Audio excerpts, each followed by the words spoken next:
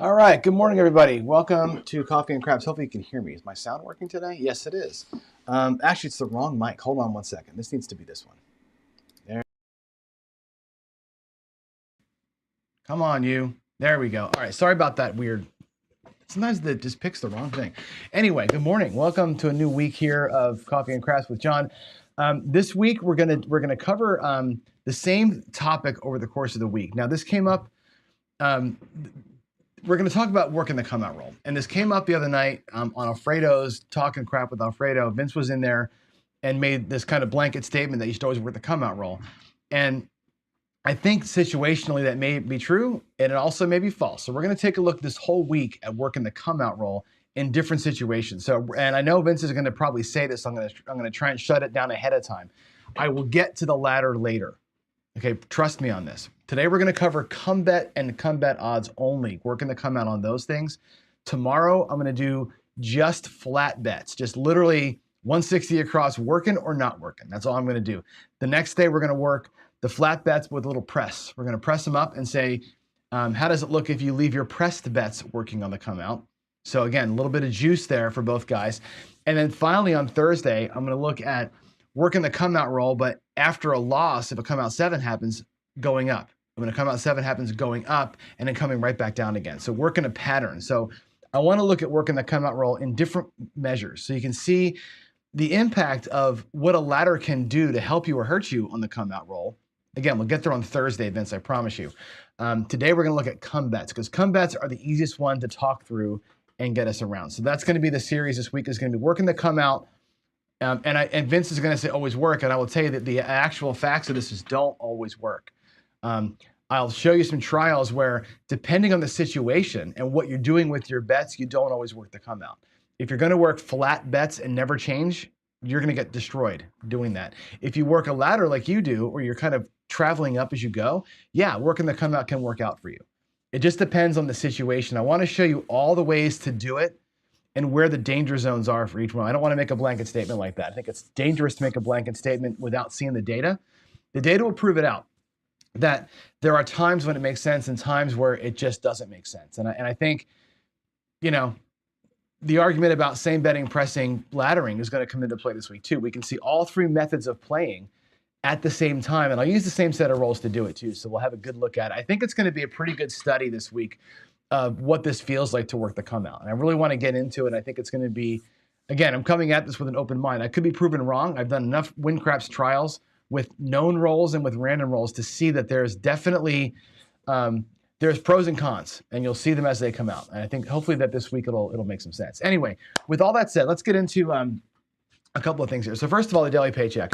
We're working the 5, 5, 5, 6, 7, 8. Now, the day one, I ran it completely straight, like $100 don't, 150 odds, 156 and 8, 2 hits, hit 1 press, hit 2 down, right? Simple, no adjustments other than moving to the 9 or the 5, depending on the point. That's the only adjustment that I made today.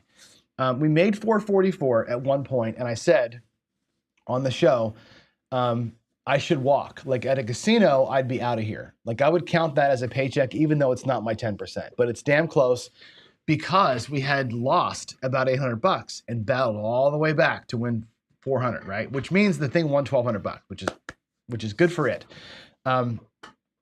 However, because it's a show and we're live and I want to have some fun, we went back into it again and predictably chasing $64 or whatever, I lost, another $300 coming. So technically speaking, we're down a couple $100, but really, I would like to and David says too, logging the 444, I think is the right thing to do because I would have, these are in the wrong spot. I would have absolutely left the casino with the 444. If I'm going for the $500, that's close enough, especially after the fight that we had. That's really big. Let's move that down here. So that's my thought. I'm logging it like a win. Tomorrow we'll get another crack at it. So there it is. I think that's what we have to do. Fun strategy though, right? It's the epitome of low volatility, right? It is the don't pass with odds, right? That house head is going to be about 1.1% with the amount of odds we played on it, maybe 0.9%. The 6 and 8 are 1.4 and change, 1.47, all the low house edge stuff. Super simple, no adjustments. Now tomorrow I will make a couple of adjustments. We can take the don't pass piece of this and play the flat bet of it, kind of offensive line style, where we can ladder a loss on the flat and also progress the wins on the flat. We'll keep the odds at 150. If the flat bet ever exceeds the 150 that's out there on the felt for the 6 and 8, I won't take odds. We'll leave the flats kind of run.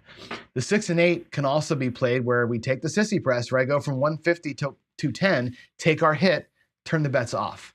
The next point cycle, they're already at 210, right?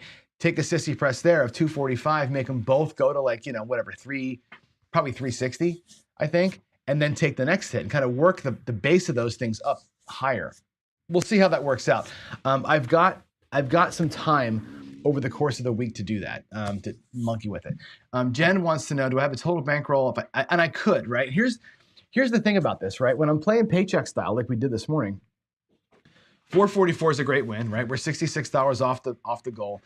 There are going to be days where I win $600, right? Which makes up for that. So that's why I'm not worrying about the $60. If I'm within $100 of my goal, it's good enough for me, because there are going to be days where when you hit the last win, it'll be like a $625 win total.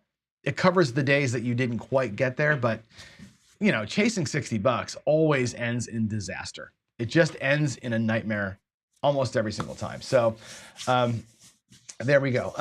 Let's see. Vince is talking way about it. This is interesting. He said, I want to see the new videos where you play the don't pass with a point, no pass line. Are you talking about Vince having him do like the Baccarat but with odds kind of thing? That's interesting. I think the odds I don't know, man. The odds are interesting. On the right side, of course, the odds they're good payers. All right, here we go. Let's talk the next thing. I actually want to switch gears completely here for a minute here, and I want to ask you a question here. Are you a douchebag? This is a new segment we're going to run this week for a couple of weeks here. I'm filming a bunch of shorts, and I'm thinking of like things that we can talk about quickly. And I wanted to identify some douchebag moves that people make. So the question for today is, are you a douchebag? Or you are a douchebag if you buy in mid-roll. Now, this is like the most, easy thing to say. It's like the easiest of all the etiquette things. Don't buy in mid-roll. And there's lots of reasons for it. And the obvious one, I think, is that you break rhythm of a table. The thing, it's the people who buy in mid-roll. It's not so much that you bought in mid-roll and you broke my rhythm as a shooter, or you held up the table for a minute, which I know makes people angry. To me, it's a douchey thing to do, to just stroll on up to a table and whip out your money and buy in like you're the king of the casino. And people who do this are two types, right? One is going to be three probably. One person who doesn't know what they're doing, the rookie who just does it by accident, right? You got the guy who knows what he's doing and does it anyway. That's the douchebag move. For sure. I know, screw all you guys, I'm buying in. That's a douchebag move. And then you got the drunk, the idiot, the partier who doesn't know any better, or they know better, but they're too wasted to make the right call. And they buy in mid-roll, and they just kind of ruin the rhythm anyway. So, if you buy in mid-roll to a table, I would say that, and I think my friend here would agree with me, that you are a douchebag. 100%. So don't be a douchebag. Don't buy in mid-roll. Wait for the puck to be off to buy in, and just don't shine a light on your idiocy. That's the thing. All right, let's go to the table. You want to go play real quick? I want to actually demonstrate at the table here. Give me a second here to change my screens. I want to go right to the come betting. I want to get right to it. Before we even look at win craps, why won't my screen change? Let's go right here and talk about working the odds. And I want to read you a comment here given to us by the Wizard of Odds. Okay, this is interesting because somebody asked, and the guy's a math guy, right? What do you do? This is for come betting only, okay?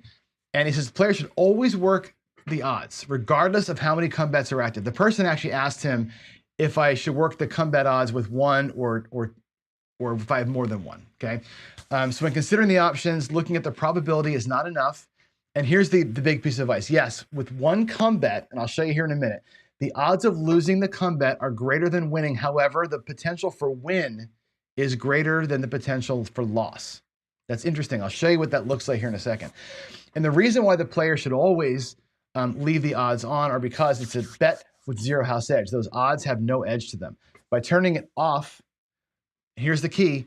The player is making the overall game more heavily weighted towards the bet with a bad house edge and increases the overall ratio of the expected loss. Let me show you what that means with numbers here. Okay, so let's look at like a single bet. Let's say you got a come bet that goes to the 5. $10 bet with $40 in odds, okay? You got 4 ways to win 10 bucks on a 5. You got 6 ways to lose 10 bucks on a 7. Okay, this is again with the odds turned off, this first section here, okay?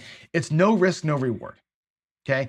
You have more ways to lose 10 than win 10, but it's really a zero. You're not risking anything here.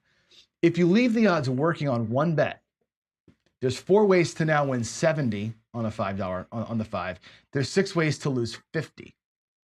So your risk reward changes. It's 40% now in your favor. Yes, the probabilities say you're probably going to lose the 50 bucks, but when it wins, you win more than you have at risk, which is interesting. For a single come bet, that's the case.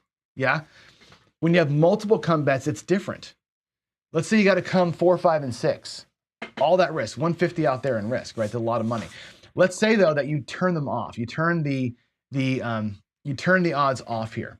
You have 3 ways to win 10 bucks, 4 ways to win 10 bucks, 5 ways to win 10 bucks, 6 ways to lose 30 on a 7, right? Here, your risk reward is 3x. You could lose 3 times what you could win. The most you can win is 10. The most you could lose is 30. You're upside down 3x your flat bet if you don't work the odds. This is what Shackelford is alluding to. Because here, when you work them, now you got 3 ways to win 70, 4 ways to win 70, 5 ways to win 70 on the 4, 5, or 6, 6 ways to lose all of it, 150. But look at the ratio, it's changed, right? You're risking 150 to win 70. It's about 2 to 1, whereas here it's 3 to 1 without the odds. Your risk reward is 3 to 1. Don't get bogged down into the dollars, the $10 thing or the 150 thing. Here, you're risking 3 times what you could win. Here, you're risking 2 times what you could win. That's the reason why you work odds on the come out for come bets. Okay, again, with a single come bet, it's even better because your risk reward is actually in your favor, 40% better reward for your risk versus 2x reward for your risk when 50% reward on your risk when you're working the odds on 3 come bets. So the math on this thing doesn't change. You're still going to have a 16% chance of losing all of them. That doesn't go away. It's the ratio of win to loss that Shackelford's talking about here. It's not just about the dollars. Don't get bogged down to the dollars. It's the percentage that you have at risk versus what you can win on the way back. So I want to go to the table right now and just roll it out a little bit. Let me turn the light on so you can see. And let's get a quick little rollout.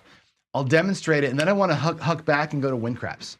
And I want to run it in WinCraps, a couple of trials, so you can see what it looks like here and why working the come out on come bets always makes sense. There's never a time where it doesn't. Now, I've gotten burned by this, I can tell you, many, many times, but the percentage risk reward, I think, is where this thing is at. So let me go out here. We're going to play a little 3-point molly, a simple one, okay? Puck will be off. We'll do a $10 pass line. I'll put the chips over here. Actually, I'm going to make a quick change to my camera. I'm going to try something. I did this on my short the other day, and I think it looked really solid. I think if I make a quick little adjustment here, we should be able to, hopefully, I already did, I guess. If I make the brightness a little bit more, you can see the chips a little better. Because look at this, I can change the amount of red or green. That looks pretty sweet. Okay, here we go. A little 3-point molly for you. Let's go play it. I'm going to do it a couple times here, and you'll see the difference. I'll actually put 2 players up there.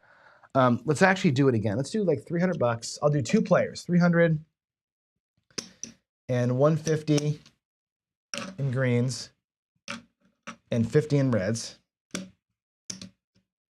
The guy on the bottom here, I'll have him not do the odds. This guy will have him do the odds. We'll have them both out here. One on this side, one on that side. That's how we'll play it out. All right, let's do it. Let's catch a point. Let's catch a point. It's going to be a 5. Sweet. There's your 5. All right. Now, both players, of course, on the pass line, we'll take our 4 times odds. So I'm going to do 40 bucks. Actually, you know what? Screw it. We're not going to do odds on the pass line. The pass line, this is really about these bets. We'll leave the pass line be. It's not about making money even on this thing. I want to see the odds up here. We'll leave this one here oddsless just to save bankroll. This will come into play in a minute, though. All right, trust me, I know what I'm doing. Come bet here. Come bet here.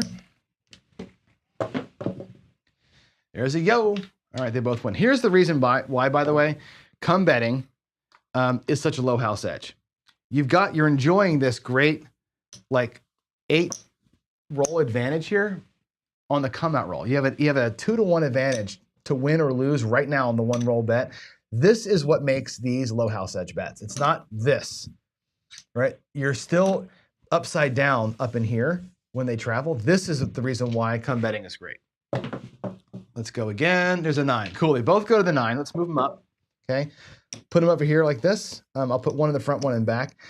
They will both take the odds. They're both going to take 40 bucks at odds. So the guy in the front, I'll put his odds here. The guy in the back, same thing.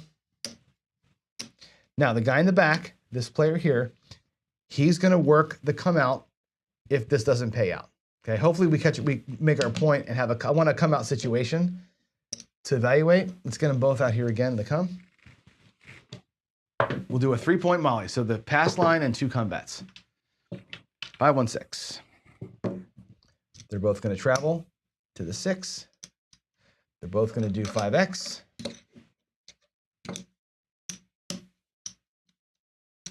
There we go.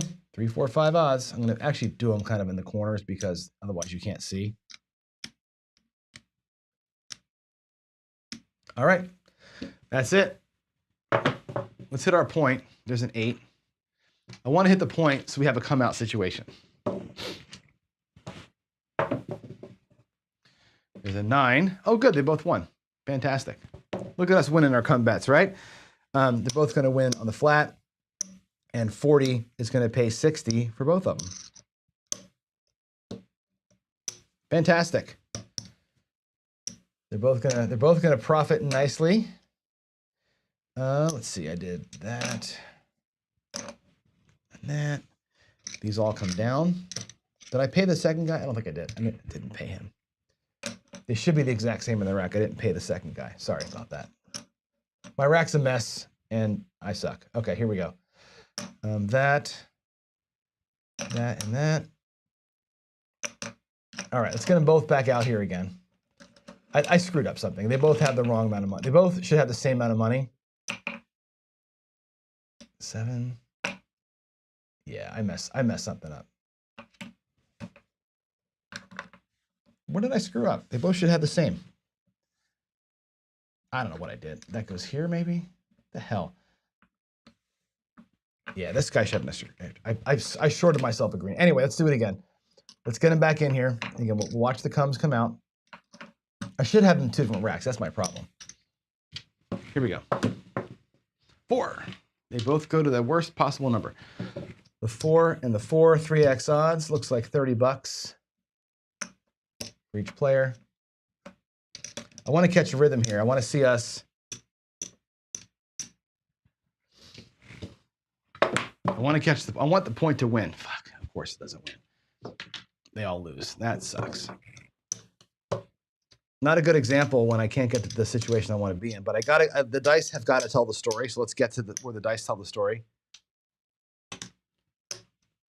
All right, these will lose. Okay, let's get them both. I think this is the payment from before that I screwed up on. All right, it doesn't matter. Pass line, let's come out. 8. Better chance of hitting the 8 is a point. All right, let's go.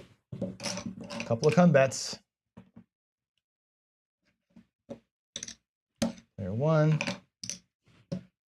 player 2, and again, I got their racks messed up. This guy's short a nickel. Okay, here we go. Coming out. 6. They both go to the 6, which is great. They both drop max odds, which is also great. They both come back out to a new come bet. Here we go. 5. Okay, they both go to the 5. And again, we'll drop 40 in odds for both of them. They're both going to get $10 in change. There's 10. There's 10.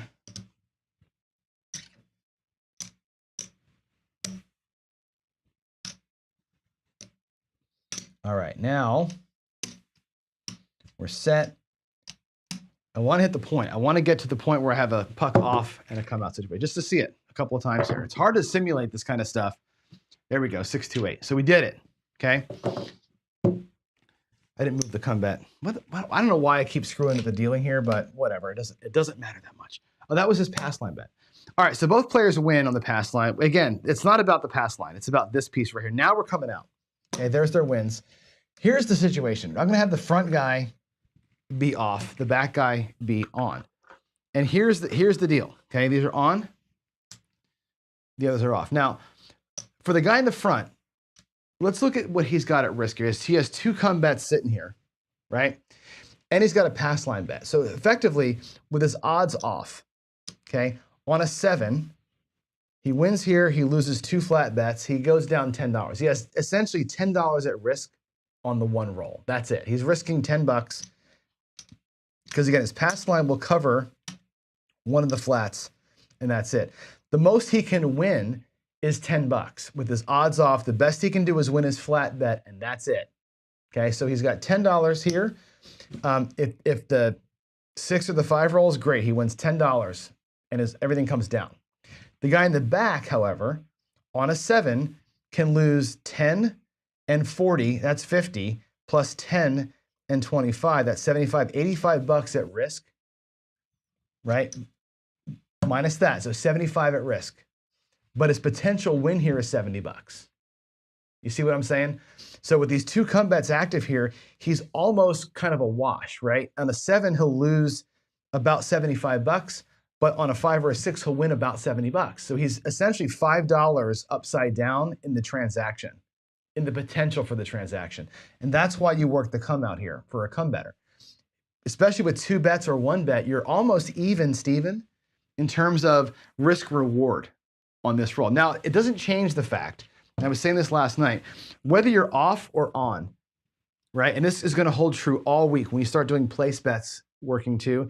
It doesn't matter if you're off or on fighting the 7, right? The 7 has that same chance of coming no matter what. So I know guys that'll turn their bets off for X number of rolls, and then they turn them back on again. Doesn't matter, right? 16% of the rolls you're active for will have a 7 on them. It's just the way that this game is going to work. So whether you work or not doesn't matter. Okay, here we go. Let's come out now. Let's see what happens to these 2 players. And this will be a 1 roll exercise. We got a 9. Nothing happens. So this is that case where nothing happened, and now we're back in the same situation. Now they're back just working their way up. These 2 bets no longer cover the flats. That's the only difference here. Maybe we can catch a 9 again, and we'll have another come out sequence. That'd be great if we can catch another come out sequence and have it happen again. There's a 6. They both get paid. Yay. All right. That's sweet. Of this back. So they both get paid. They're both going to get paid 60 on the back and 10 on the flat. So $70 in total. And everything comes down. They'll both go back into the come. We can put these bets. Actually, we're doing really good today. Our rolling today is pretty solid. Let's get that there. Let's get that there. We'll do another couple of rounds here. I just really want to get more come out sequences. Here we go. Coming out. 5. Oh, look at that. It goes to the 5. That's sweet. Okay, so here's the off and on situation. So what happens here is this. They call this off and on. What happened? These bets come down. Okay. They pay $70. Okay, 50, 6, I'll get to do it more reds here. 50, 60, 70. So you're going to get paid for this guy, $10 flat, 60 for his odds. The next come bet travels up, right? The $40 goes back up on the odds, and he brings back essentially the $70 that he had won. That's it. Nice simple transaction. Off and on for 70. The same thing for the other guy. It's off and on for 70. So we're going to leave his bet here. This guy here, he's off and on for $70. Back to his rep. Well, we're kicking butt today. Let's go. Let me see. A 10. Okay, 6, 4, 10. Yikes. They'll both drop 30. Again, I just want to give you a sense of table rhythm here as we're doing this, come betting with table rhythm. Please hit the 9. There's aces, who cares? Hit me a 9. Let's get them working again on the come out. That's what I want to see. A yo 11 yo. I got a bad feeling. I got a bad feeling. Another yo, 2 yos and aces. Man, run away. Run away. 5. Boy, oh boy, I can't. I mean, I'm happy that I'm winning. This is $70. Let's go 75 for 5 for both players since I'm getting low on reds. 75 for 5 for both players. And the bets will come down, and they're going to go back in the come. Man, what a day to be a come better, huh? What a day. I can't force myself to see the... Is that a paycheck right there? We just make paycheck? We may have. 8. All right, let's get him on the 8. I'll tell you what. I've been rolling down here crazy good the last few days. I've had some just amazing rollouts down here. All right, here we go. Let's get a 9. Give me a 9. 1, 2, 3, ace, deuce. Where is the 9? Come on, baby. Yo, a lot of horns. Let's go. Give me a 9. Midnight. Oh, my God. Ace, deuce, yo, midnight. Where's the 9? There's the 6. Okay. At least we got a payable number for... Right, there it is. There's the 9. Cool, we're back here. We'll make it our last one. Back again to the 9. And again, here we are. Pass lines pay, I don't care about that. Same thing, right? How much risk do we have out here? We turn one guy on, the guy in the back will be on. And again, he's got 10 and 30, it's $40. 10 and 25, that's $35. So 35 and 40 feels like $75 to me at risk here, right? 75 at risk, although the flat bet would cover part of that, right? Flat bet would cover $10. So he has $65 at risk on the 7.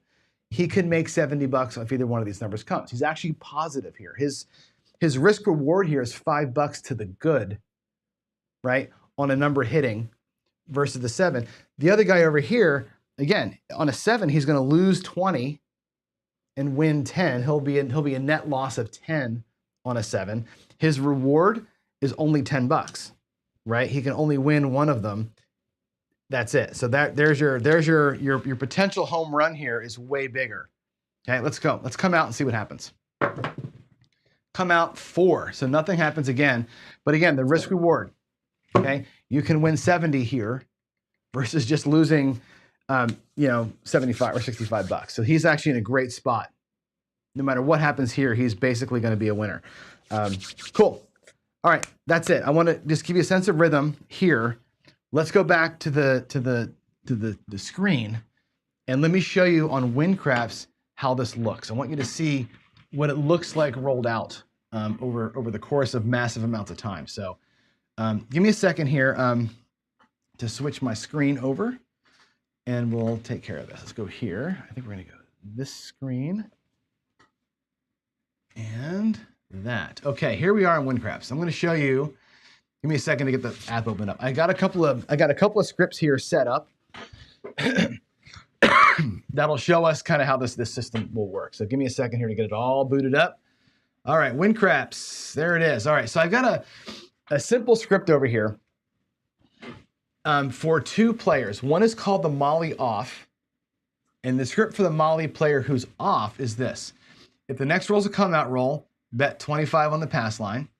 If there's a point established, and the number of come bets is less than 2, that's your conditional. Remember, we talked about conditionals in WinCraps, right? If the point's established and we have less than 2 come bets, bet $25 in the comes. We're going to keep on rolling 2 come bets, essentially. I've set it to auto take full odds. So we don't have to worry about doing odds here. That's the whole thing. That's the entire script for that guy. The Molly on is the same script with one change. If next roll's a come out roll, then call on all come bet odds. That's the only difference. So one player is going to play everything working. One player is going to play odds off. That's going to be the only difference in these 2 players. Come bets, odds on or off. Now what we're going to do is do game, new game. Make sure we have everything cleared out. And I think I've got 2 of these. I thought I did. Nope, let me get a new window here. Move that up. And so here we'll show the working guy on the top, we'll show, or the off guy on top, we'll show the working guy on the bottom. I'm gonna run them twice. First, we're gonna run them against my rolls. This is gonna be 3,450 rolls that I did. Okay, this is my actual rolls. I know the outcome of this before it even rolls out. I want you to see it though. Let's take a look at what happens. We're gonna roll this against my practice set of rolls. Here we go. We're gonna say go, and I'm gonna close the window so it goes faster. Notice that the active charts are the exact same. They're the way they experience the rolls is almost identical. The only difference is going to be, and it's very slight. The difference is very slight, is when they when one guy's working and one guy's not, the come out losses or wins. Okay, yes. So here's where we ended up. The guy on top who was off with the come out. Okay, he wins at most. Right, his high point was $11,000. If he just played my 3,000 rolls and never stopped playing, he would have won 11 grand. Not bad, right? His worst was ever down to 1,300. Okay, the guy who's working made more money. 13,000 was his high, and his low was 1,350. He never actually lost as much money as the other guy did, which is interesting, right? So working the come out on the come bets ends up working out because the win rate, although it's the same, those wins outpace the losses on the come out with the odds. And again, he's not, and we'll see this tomorrow when we do this again, neither one of these players is experiencing multiple come out sevens because there can only be one. One come out seven wipes out all your come bets. You can't get beat a second, third, fourth, fifth time. So they're not experiencing the extra downside that a place better would see by working their come out. So that's the first run.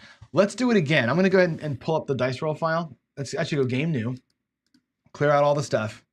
No, I don't want to save the session. And we're going to go dice roll file. I'm going to open up my dice roll file so I can turn it off. I'm going to say that's off. Now we're going to run random. Okay.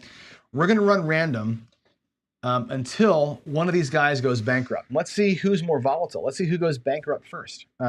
Vince wants count place bets greater than 3. So Vince, I'm going to put that up on screen. I did it both ways, right? I did place bets 3 without a pass line bet. And the 3-point Molly has to have 3 bets. It's either a pass line and 3 come bets, or a pass line and 2, or no pass line and 3. And it's easy to change that, right? We can go back here and I can make that change super quick. Let's just do this.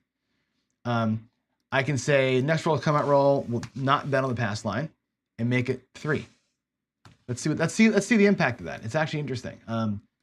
We'll say come bets less than 3, and we'll say not betting the pass line. We'll ignore the pass line completely.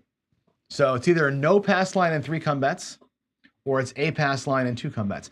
Let's run the exact same. That's interesting, right? Good trial here. Let's run again with that. Let me actually do a game new. Let's save that. This is gonna be fun. Game new. Remember the numbers, right? The one guy won. Let's see. Save it. Yes. Save it. Yes. The one guy won 11. One guy won 13 with a pass line and 2 come bets. What do you think the difference is going to be? No pass line and 3 come bets. Is it going to be better or worse? Predict in chat. Is it going to be better or worse with the same set of rolls? I'll put them back on again. The same set of rolls, better or worse? 3 come bets and no pass line versus pass line and 2 come bets. Put it in chat. What do you think is going to be better? Here we go. Let's see what happens.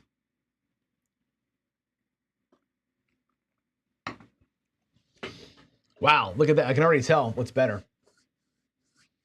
And somebody, I'll wait till I'll reserve comment until we're done. Okay, here we go. But dice roll stop. So where are we at? The working man made $18,000 off of a $5,000 bankroll. 3x the bankroll at his best day. That's pretty cool, right? Lost about $2,050. The guy that's not working the come out on his odds won 13,000, so more than last time, and at worst was about the same. Okay, interesting that 3 come bets is better than a pass line and 2 come bets. Somebody gave me a bunch of shit the other day about the 3-point Johnny, And in 3-point Johnny, I don't play the pass line. And they go, why don't you play the pass line? Like, I just don't like it. I like having 3 come bets rolling as much as I can. This roll here proves that to be the case, right? I like 3 better than the pass line in 2. The script that I wrote to test this out, though, Vince, was set up as a straight up normal, quote unquote, normal 3-point Molly.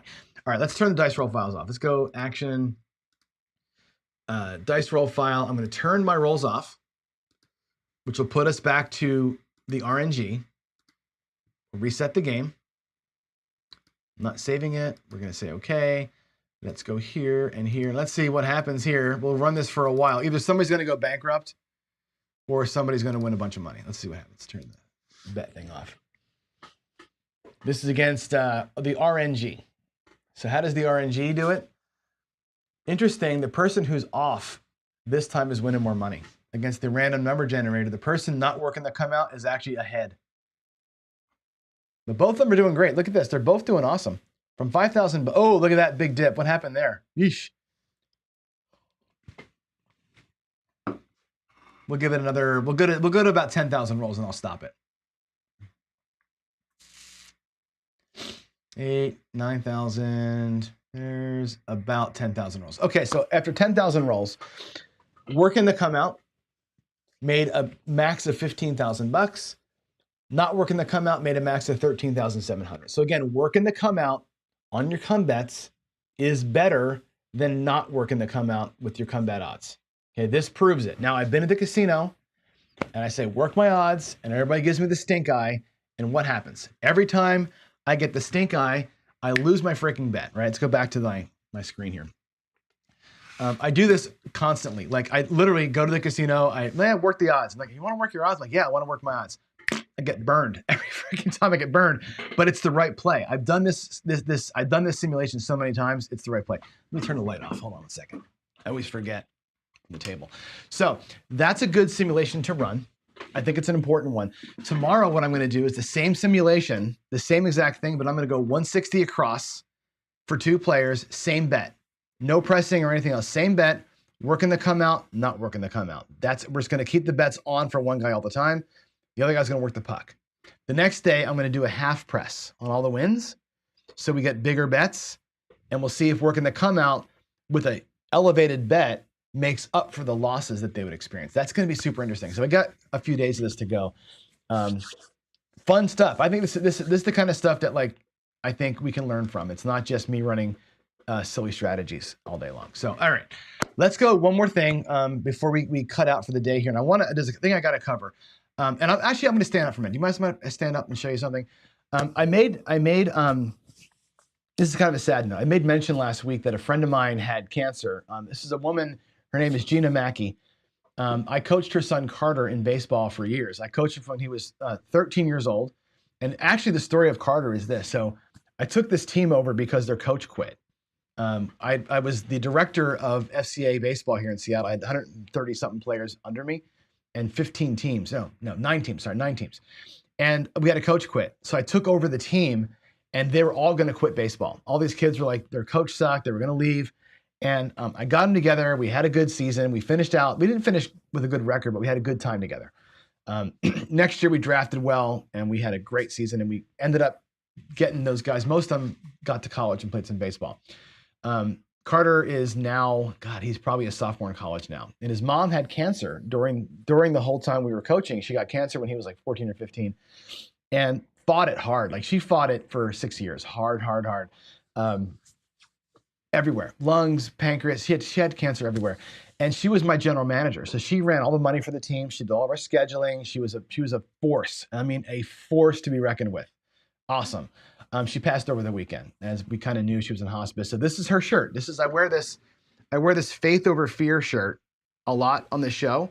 Her name is Gina Mackey. It says Gina's Corner, hashtag Gina's Corner. You can still go and Facebook Gina's Corner. They still take donations there for cancer awareness, just like we did for our Preps for the Cure thing. So Gina, great friend of mine, Tiger Mom, the Mama Bear, great kids. I mean, just a good family, and it's a big loss. It's a big loss. So yeah, I wanted to make sure I gave special time to call her out today after all the craps talk. I wanted to make sure that we we did that. So prayers to Gina's family, if you guys would. They're such great people. So they could use all the well wishes that we could throw their way for sure. So all right, now back to happy notes. Let's go back over to here, and I want to go do our regular stuff. We're actually going to go back and talk about craps. Reversing the show a little bit here. We got to review Friday Night Fights, man. Friday Night Fights. Corey is in chat today. Corey's back in America, I think now, right? My God, you've been away for so long. He at 4 o'clock in the morning locked in his 5th win, man. 1 for the thumb. He's got 5 rings. He's like Tom Brady, 1 for the thumb. He goes again this weekend, this Friday, so we'll see how that works out. Strategy. He's just, the roles are working out for him, and he's right place, right time. He's been all over it. He's not going nuts. He's doing his thing. Crapsy, by the way, we had a little talk about last night on Craps Chat. It's doing great. Crapsy's awesome. We're having fun with it. There's a Facebook group that Duracell has started to help us figure schedules out. I'm doing some coding to figure out schedules, getting big games with like 20, 30 people in it. Awesome. It's awesome sauce. On that note, I'm working on a CGTV TV guide. There is a format that you can store data in that will actually feed a scroller like you would see on your TV set, like the actual guide on like your DirecTV or whatever. So there's a data format that I can put our stuff into that would feed a dynamic one of those and put it on the website. The problem is I can't get the data. I can't get the data from YouTube to tell me what times our shows all start. I can get the dates of the scheduled events. I can't get the times. So it may just be a thing where all of us have to enter something into a Google form and that feeds the data. So give me a week or two. We'll get it figured out. I think everybody's kind of online or on the groove of we want to work together and have a common schedule. So I'm working on that. It's going to take me a hot minute to get it right. So bear with me. We'll get it. I promise you. The next thing to cover, of course, is CCC saying, yeah, baby, 1,000 subs, right? What does it mean for us to have 1,000 subs? It means a lot, and it's going to mean here. Let's talk about like kind of the plans of where we're going with this thing. And I haven't shared all the plans with everybody yet, but I will share them with you now, most of them. 1,000 subs means that monetization is a real thing for the channel. Finally, YouTube will give us ad revenue. It's not going to be a lot. Okay, the ad revenue on lives is ass. Like we might, if this thing makes $100 a month, it'd be a lot of money, right? This channel. And again, the channel's not just me. It's me, it's Jeff, it's Dylan, it's going to be Alfredo, it's Dice DGen. It's a lot of people putting out a lot of content. Arnell at Dice Grinders doing the LFC. And what I want to do is find a way to equitably share the revenue from the channel with the guys that are putting out content on the channel. That's kind of the idea here. It won't be a lot, but it'll be something. So I'm looking for a sponsor. The sponsorship hunt is on. Now that we have 1,000, it feels like we're a big channel, which means I can talk to, online casinos. I can talk to actual casinos. I can talk to casino hosting companies. I can talk to cruise companies. I can talk to lots of people now about sponsorship and having them put ads in that we can talk through like CEG does. That just helps, right? It helps us do things like, give a little bit of a commission out there to the guys that are putting in the work to make the channel work. It gives us the ability to, again, buy better cameras and buy, one thing I want to do is like buy everybody who's putting content out, Chris and Jeff and all the guys. I want to have the channel pay for their software. Software ain't cheap. I use an app called Ecamm. I pay $50 a month for it. Chris uses StreamYard. Arnell does $20 a month each, right? The channel should pay for that. The channel should pay for their stuff. So now that we're monetized, we can look for sponsorships to help pay for the software so the guys doing the work don't have to come out of their own pocket. That's kind of the goal here, one of the goals. So we will probably turn memberships on. I will never do memberships with hidden content. So if we do like a $5 a month membership thing for CGTV, it would literally be you're opting in to help out. It's like buying the cup of coffee kind of thing. If you want to throw $5 a month to help the channel, that's fantastic. We'll spread it out amongst the providers. That's the idea. Eventually, we're going to have a TV station. I'm working hard at getting the TV station put together. That's going to require staff. It's going to require me to have a business license. It's going to require about $50K a month in operation costs just to get the TV channel to be distributed across all the different platforms. That's not cheap. That's going to require sponsorship for sure to get through that. At some point we get it done, that the TV app may have a little bit of a spiff to it, maybe a couple bucks a month or something like that, to keep it going. But that's where I want to get to. I want to make sure that the guys that are putting the content out aren't paying money to do it. We should be paying for their Crapsy fees. We should be paying for all that stuff. And that's what I want to get to. I want to get to the point where this channel grows and we increase people that are helping out put content onto it and making it so they can do it and not dip into their pockets for it. So now that we got 1,000, we have options. Hopefully we get some sponsorship. I want to see some sponsorships. That's the whole thing. I'd love to get, CGTV sponsored by, Caesars Gaming Sportsbook or something like that, right? I'd love to have that, or MGM or somebody like jumping on and being like, hey, we got your channel. That's what you want to get to. So we'll see. We'll see how it works out. But yeah, in the meantime, let's enjoy it. We hit a milestone that I think is an important milestone for us. And I think that just going to leapfrog us into something completely different. And again, I'll never ask you for money for content. If you want to drop money into it, that's great. We appreciate the super chats. We'll appreciate memberships, but that all just goes back to the channel. Probably a huge percentage of that will go towards whatever Craps for the Cure is also. So there it is, guys. That's it. That is the show for today. Yeah, we're 998. Did somebody drop us last night? Is that what happened here? Yeah, we're now when you're at this level, it'll be up and down for a hot minute. When you get to like 1,100 or so, it feels like it's more stable. So it'll be cool. We will get there. We will get there and stay there. It's going to be fantastic. So with that said, everybody, it's 9 o'clock. It was a good morning. We made profit in the daily paycheck. We had a good little WinCraps trial here. That was fun. I got another one for you tomorrow. Hopefully you learned something with the math talk earlier, and hopefully you're not a douchebag that buys in mid-roll. And with that said, everybody, love y'all. God bless every one of you. Again, prayers for my friend Gina and for her family and for those kids and for the husband. They've been working. Man, that's got to be tough to fight that thing for so long. The drain on their psyche over the years has got to be tough, man. So she's in a better place now. I know that. No more suffering for her. But the family now has to kind of restart. So anyway, prayers for Gina. Love all you guys. I will see you tomorrow for the paycheck. Have a good rest of your day, everybody. Bye.